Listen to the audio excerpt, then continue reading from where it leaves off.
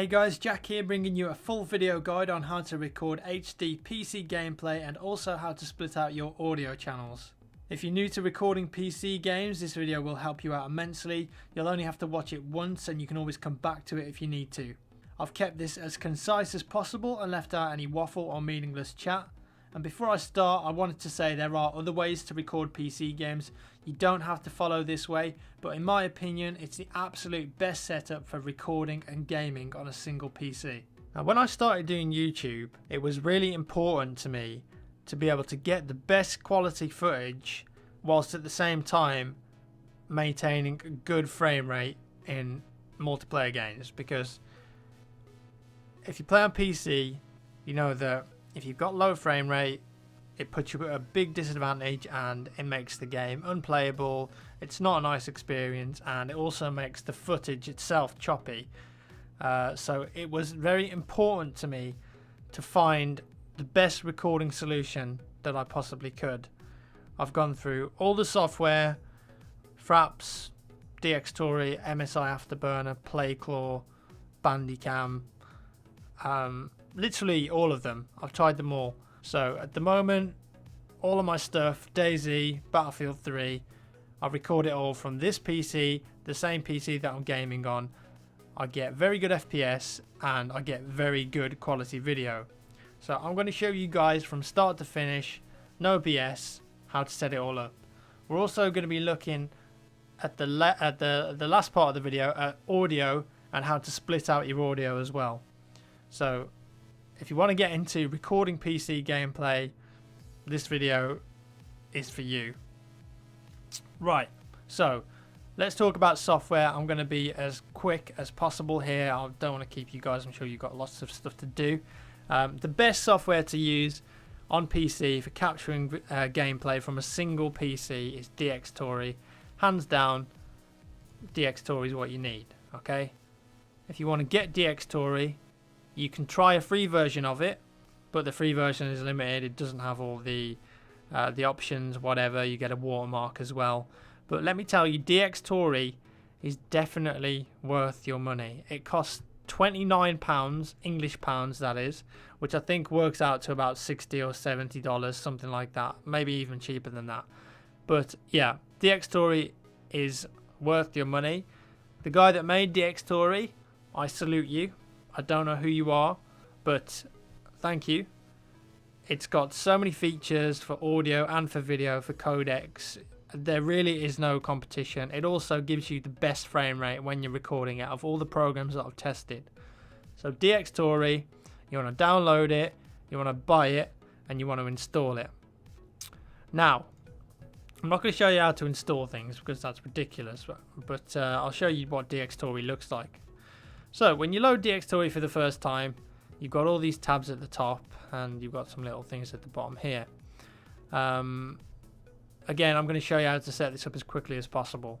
This tab is all default. I don't do anything with this. It just shows you your FPS in the corner, whether you're recording or not.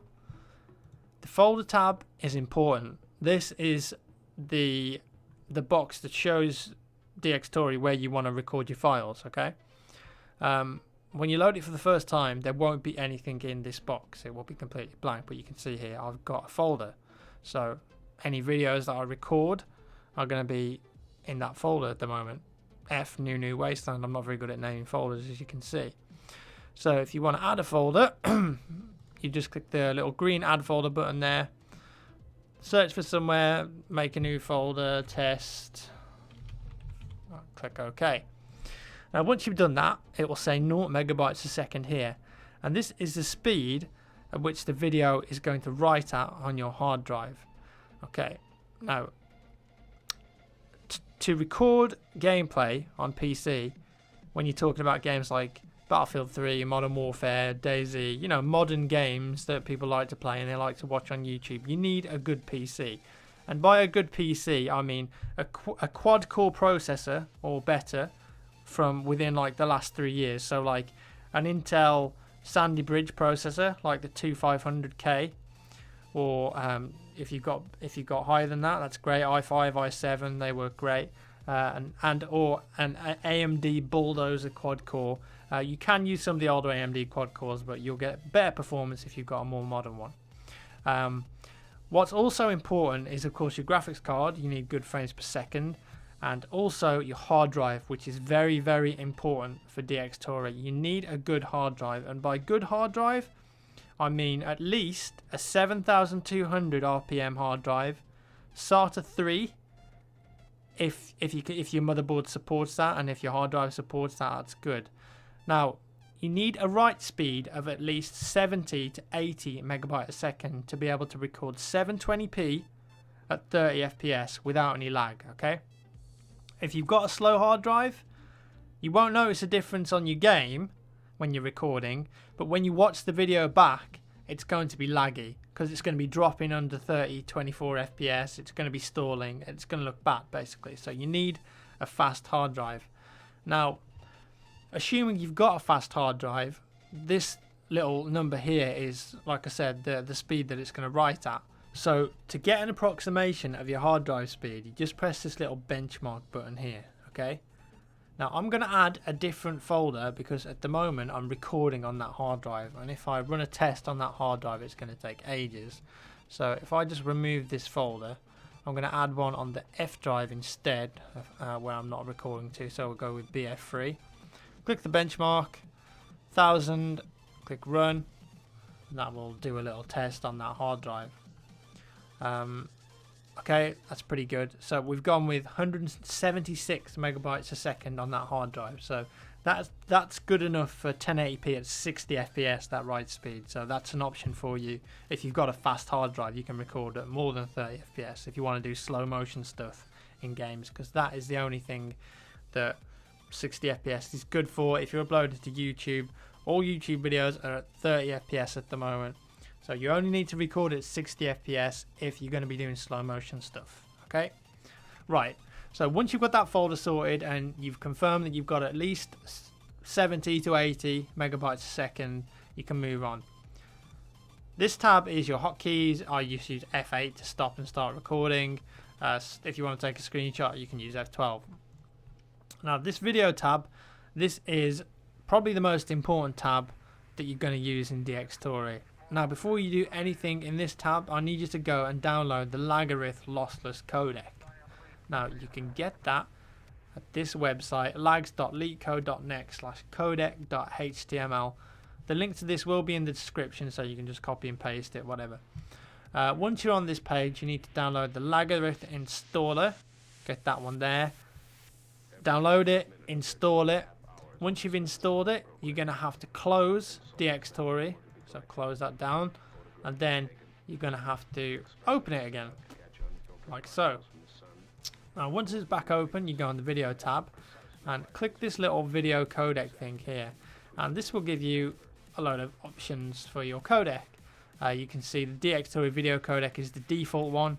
You do not want to use that. You want to use the Lagarith lossless codec. I've tried lots of different codecs, and this one is the best for quality, for speed, and for file size. The three most important things when you're recording gameplay videos. Right, so Lagarith lossless codec, get that selected. Once that's there, if you click on the little pen here, this brings up the configuration for that codec. Now the mode, this is the quality. That's like perfect quality, but it takes pardon my French, a shitload of hard drive space. And you want to use YV12. YV12 is absolutely perfect quality, and it looks great. The file size is great. Trust me, you don't need any higher than YV12. Just go with me on this. If you've got a quad-core processor, which you should have, you want to use multi-threading. Okay, and that's all you need to do here. Just click OK. Your frame rate, 30 frames per second. That's what I record at. You can change that to higher if you want. You can record at 10 frames per second if you want to. I don't know why you want to do that, but you can.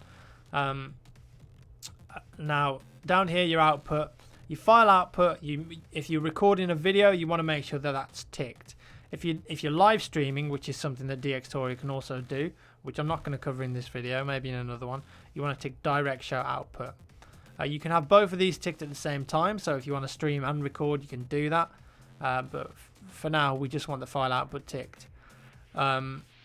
we can ignore all this. I don't really use any of this. It's for cropping and that sort of stuff. If you want, you can include the mouse cursor, so you can tick that if you want. The scaling here, now this is the size that the video is going to record at. So if you want to record at whatever resolution you're playing at, you can just record at 100%, and that will, so if I play a game in 1920 by 1080, the video will record in 1920 by 1080. Simple. One of the best things about Dxtory is that you can play and record in different resolutions. So if you weren't really interested in doing 1080p videos, you could do 720p videos. So you can click on size and record at 1280 by 720, which is what YouTube classes as HD. So if you want to do that, you can do that. That's cool. Yeah, it's a cool feature. Anyways, I record at my native resolution, so I'll just leave that at 100%. And that's it for this tab. Now, your audio tab, we're going to come back to this later on in the video, but if you're playing by yourself a lot and don't really care about people's voices and game audio being in the same audio track, all you'll need to do here is add your speakers. So mine is the Astro Gaming Mix Amp. A lot of people will have Realtek audio, so you just add that. I use this, and your microphone if you want to record your microphone. So these will record on 2 separate tracks. You can add as many tracks as you want. You can see I've got line 1 and line 2. Well, again, I'm going to cover that later on in the video. That's all for the audio. The screenshot, I don't touch that. Now the advanced setting tab, there's only like one thing in here that you need to change, in my opinion. I've tried everything else. You can limit the FPS of the video if you want. You can ignore all this crap. It doesn't really do anything for me, and I've never found that changing it helps at all. Processing threads, this is the important one. So however many processing threads you have on your CPU, select that number. I've got an i7 which is hyper-threaded, so in theory I've got 8 threads, so we'll go with that. That's all for that one. This, I never do this, I just have check update on, so if there's a new version out, I load it up and it downloads it. Okay, not everyone wants a new version, whatever. That's just confirming that I've bought Dxtory and it's registered. Okay, and that's it for Dxtory. That's very simple to set up and easy to use. So what does Dxtory actually look like in game, and how do we record a video? Well, I've loaded Battlefield 3 here and put it in windowed mode so I can show you exactly what's going on, so when you do it for yourself it's going to be really easy. Now in the top left there you can see we've got green, video, and then 3 numbers. Now that's the frame rate of the game, and that's just showing us that Dxtory is working and it's ready to record a file. So our hotkey to record was F8, so I'm going to go ahead and press that now, and you'll see that it changes to yellow to show that we're live. You'll also see that on the right hand side we've got a new number, which is the frame rate that the video is recording at. It says file and then 30. Now if that drops below 30 and starts going to like 24, 25, you're going to get laggy video. And that's why I said it's really important to have a fast hard drive. If it's sticking around 30, that's great. If you record at 60 FPS and you've got a beast hard drive, then that's great. You want it to be sticking around 60. And you'll notice that when I started recording, even though I'm recording 2 things at the moment, I'm recording my desktop and I'm recording my game, my FPS didn't really take a hit at all. I probably lost like 5 frames per second, which isn't going to make a difference at all. If you were to record this with fraps, my frame rate would probably half. Okay, so that's going from like 120 to 60, which is going to have a big negative impact on my game and on my gameplay. So Dxtory hardly touches the frame rate. Okay, that's what I'm demonstrating here. So when that's done, if you want to finish recording, you press the key again, so that's F8, and now it's turned back to green, and we'll have a little video file that's been created. So let's go and look at that video file and see what's going on with that. So I'm just going to Alt Tab. I recorded it to BF3 round 3. So let's find that. It'll be the latest one there, which is 1 minute 12 seconds. I'm going to turn the volume down because you'll be able to hear me. And there we go. Good quality video. It's nice and smooth, and it's not laggy. Perfect. Just what we wanted. Look at that. Lovely, lovely quality. And yeah, there you go. That's how you record with Dxtory. So that was actually a lot easier than you thought, right? Very easy to set up, very easy to use, and quite an inexpensive method of recording. Now, there is another way to record using Dxtory, and that is by ticking the raw cap option here. I'm not going to cover that in this video because you only want to use raw cap if you're really anal about video recording and you want 60 FPS and you want the absolute best quality. Money isn't a problem, you've got loads of hard drive space, a beastly PC. But most people, the AVI option, which I've just run through, will be absolutely fine. 99% of the videos on my YouTube channel are recorded using the method that I just described. So yeah, go with that. Now earlier I mentioned about the audio and splitting the audio. Now let me show you why I split the audio and how useful it can be. So what I've got here is a video that I recorded that I'm going to be using in a upcoming YouTube video, and I've dragged it into Sony Vegas. So let me just explain what's going on here. So the top line is obviously the video.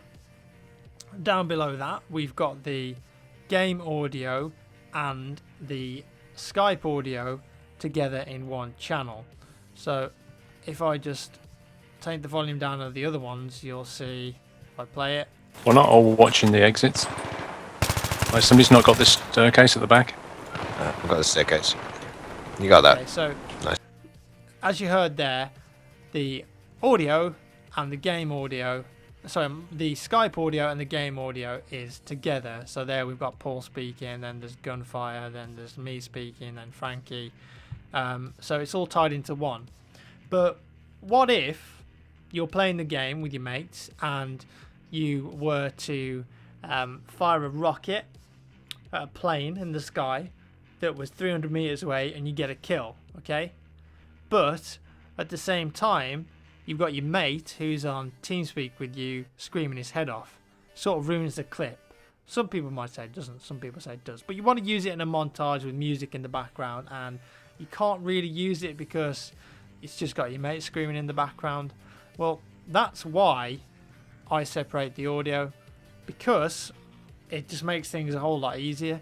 So now I've unmuted these. We've got my microphone here. That's okay.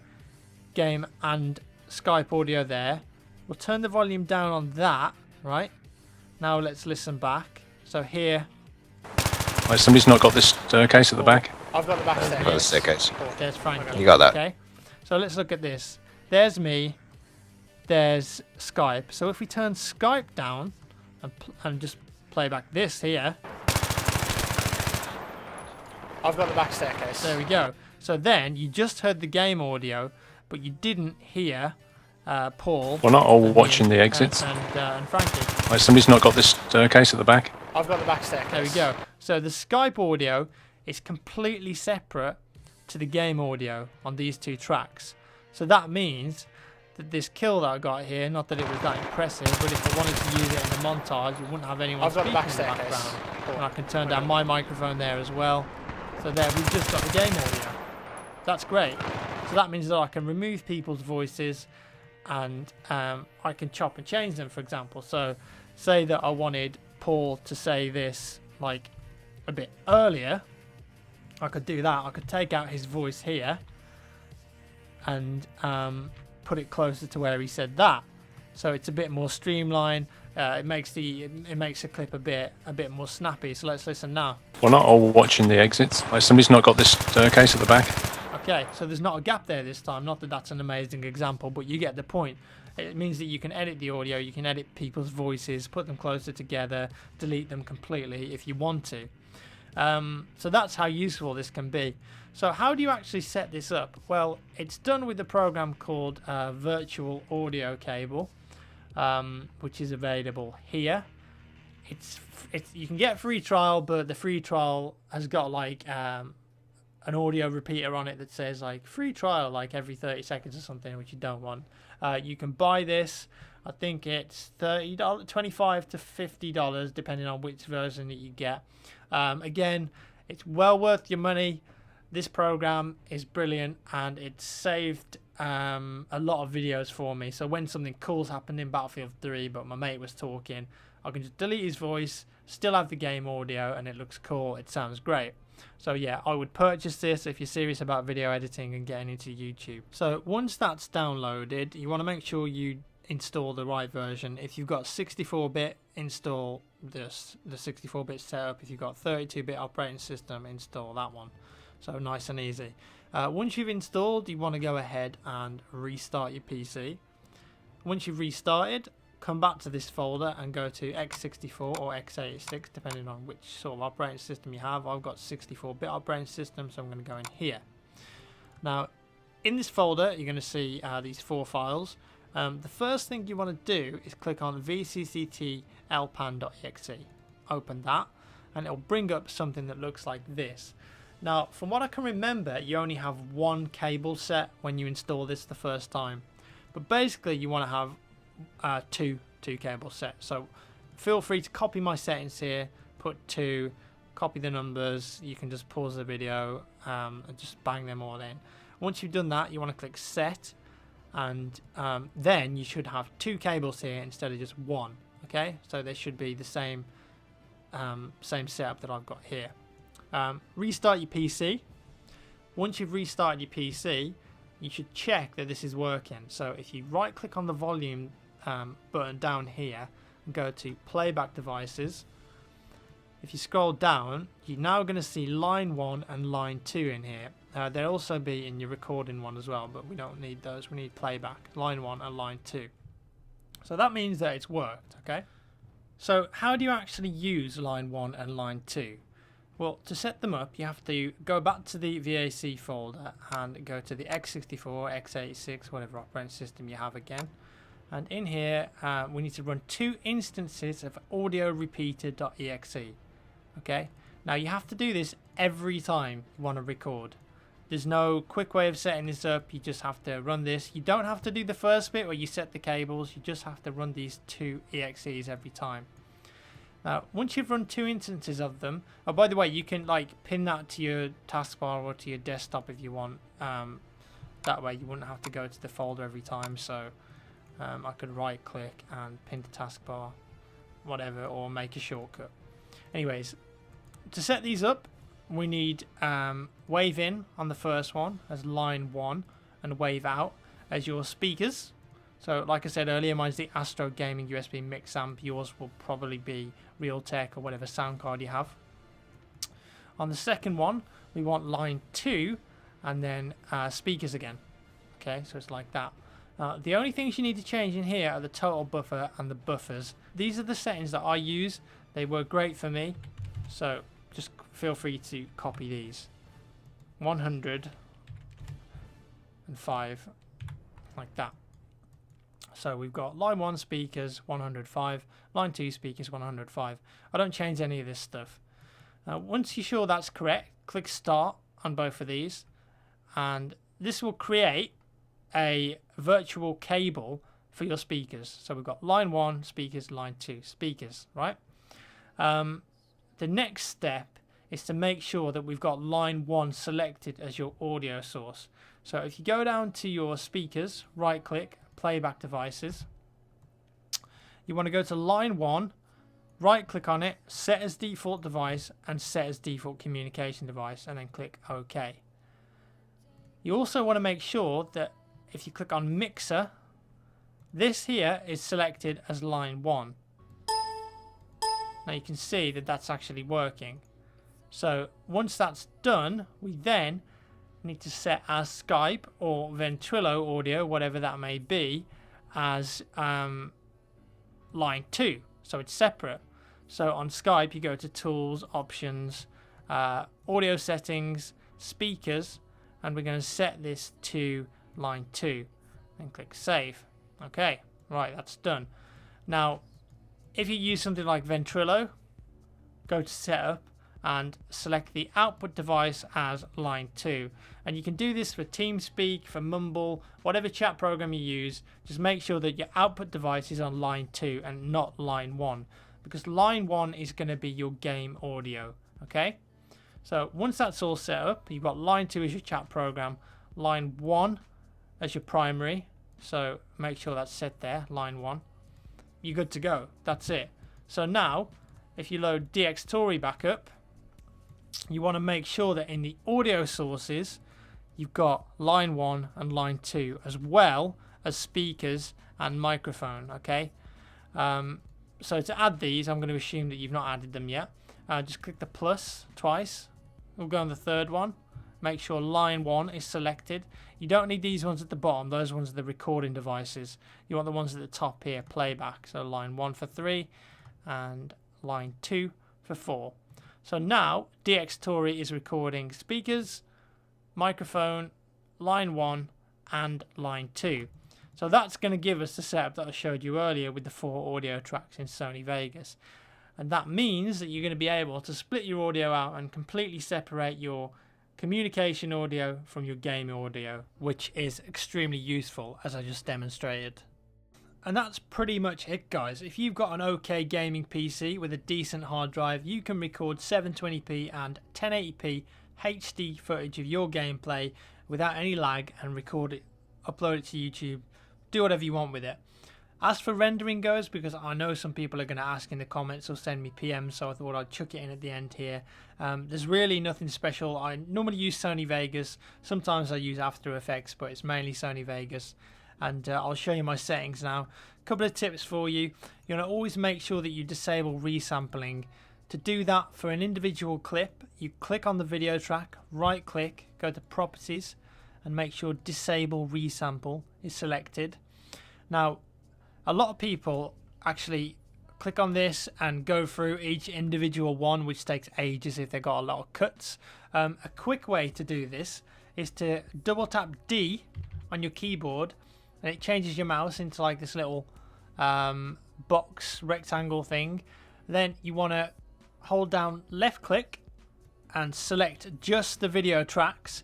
If you select any audio tracks, this does not work, okay? So just select the video tracks. Once you've got all the tracks selected that you want to disable resampling on, go to Edit, Switches, and Disable Resample. And that will do it for all the tracks. Now the reason you disable resampling is because it's the software's attempt to make the video seem smoother. But in reality, it just makes it blurry and it looks really bad. So you want to always make sure that you've got resampling disabled.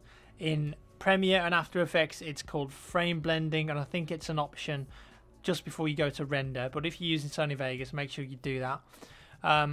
As for the actual video type, if you go to File and Render As, this is the only one I use a Windows Media Video V11. I've got a template there, but you can make your own. The audio is pretty much the default. Video, quality VBR, that's important, okay? Windows Media Video 9, keep original size, frame rate 30 FPS, and I use 86% quality, okay? The quality of that is really good for YouTube, and the file size isn't that bad if you've got a decent upload speed. Bitrate, that's all default. Index project is best, and then that's it. It's dead simple. You click OK, you click render, and it'll produce a good quality video with an okay file size. So yeah, that's it, guys. Hope you enjoyed this once again. Feel free to come back to it and ask any questions in the comments below, and I'll try and respond to you. I hope you enjoyed this. Make sure if you've got a friend that wants to get into YouTube or making videos, send them this video. You'll only have to watch it once. Hope you enjoyed it. Subscribe if you like this sort of stuff, and I'll see you in the next one.